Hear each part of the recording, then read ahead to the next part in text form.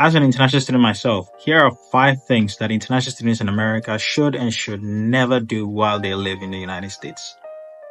First is getting a W grade. This is really, really dangerous, especially now. Once you get a W grade, there are only 2 options for you. One is travel and re-entry, and the other is reinstatement.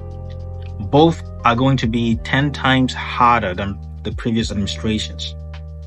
With travel and re-entry, you will need to leave America and then come back, which is going to be very, very challenging to convince immigration that you were doing the right thing when you were in school.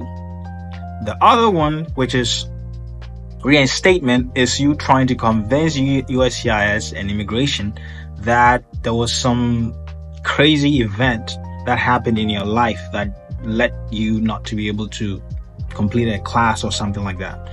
And this is going to be so much harder to do now with what is happening as international students, what is happening to international students right now.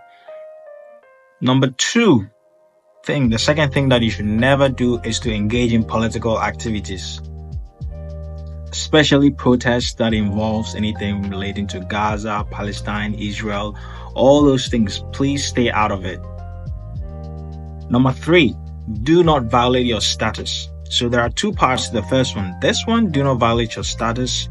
I mean, do not be employed illegally. Do not work when you don't have the proper documentation.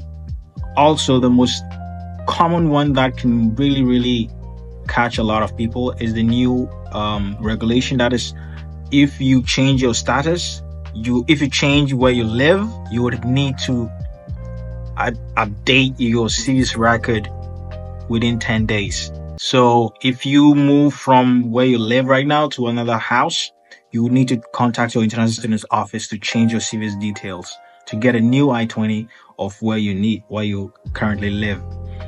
This law exists, but it's going to be very tough and it's going to be enforced in this new Trump administration. The next one is traveling abroad. So if you want to travel, there are a few things that you need to make sure you do. The first one is make sure you get a new I-20 that contains your travel signature. This is very, very crucial because without your travel signature, you will not be allowed back into the United States. The next thing you should do is, if you can, try to register for the next semester. So with this spring break coming up, a lot of international students will be traveling. If you can, try to register for the fall semester and get proof of registration. So when you come back, you're able to prove that you are already registered. This is really crucial because traveling and re-entry is really, really challenging in these times. The last but not the least, the last thing, which is something that you should do, is to stay updated and stay informed. There's a new app called 47 POTUS, which I'll share with you, that can help international students know which new executive orders the president has signed that is going to directly affect you. And so in this app, you head to the More section. I'm going to display it on the screen. You head to the More section. In this section, you see a search bar. In the search bar, you type international students.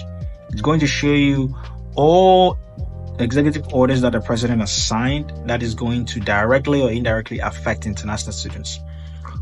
You can read these executive orders and you can stay updated and know what and when some new law is coming into place.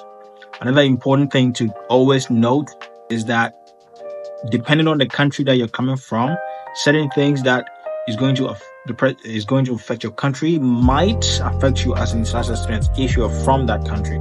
So in this same app, you can search whatever country that you're from to see if there are new laws or if there are new memos or notice or executive orders that affects your country. So in the search bar, you can also type the name of your country, and then if there's anything that affects your country, it's going to pop up, and then you're going to read it, and you're going to find out how. And so when the executive branch and the federal agencies are enforcing something, you know what to expect.